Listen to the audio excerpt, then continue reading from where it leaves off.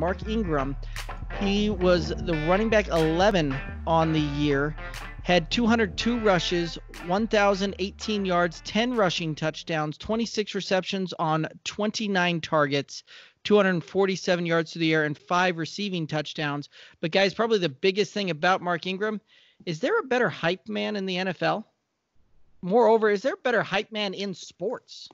I don't know that there is. Mark Ingram, he got on it early. Like, he saw, Lamar Jackson kicked off the season, right? Not bad for a running back.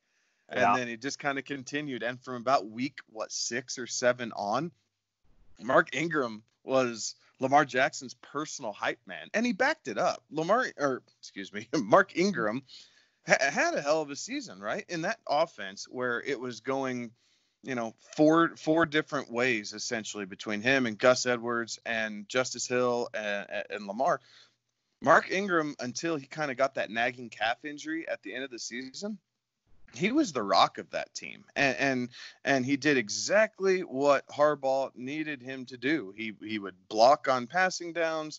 He would, take the ball. He did that read option very well. He ran it, exactly how the Ravens needed him to. Ingram still has it. His vision's very good. He's got some burst to him. He's deceiving.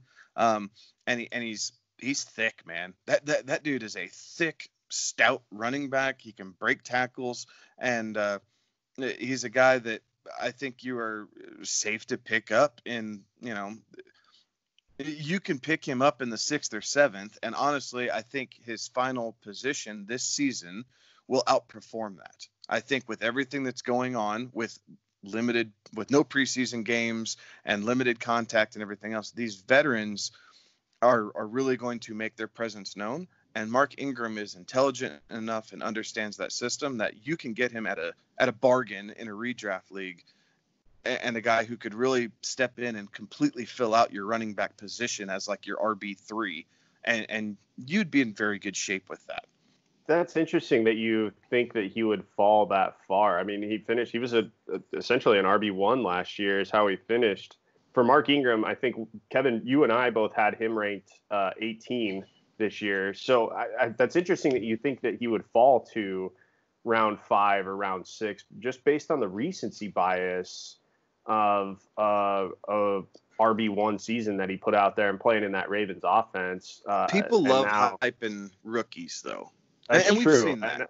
It's the J.K. Dobbins factor, right? J.K. Dobbins is coming in, and everybody instantly assumes that the rookie back is going to supplant the veteran. We're seeing that in L.A. with the Rams. Cam Akers is the most talented and probably best running back on that team. He also has the most to learn in the shortest amount of time. And for that reason, I think for this season, I would rather gamble on Darrell Henderson than Cam Akers. It's a very similar situation to me.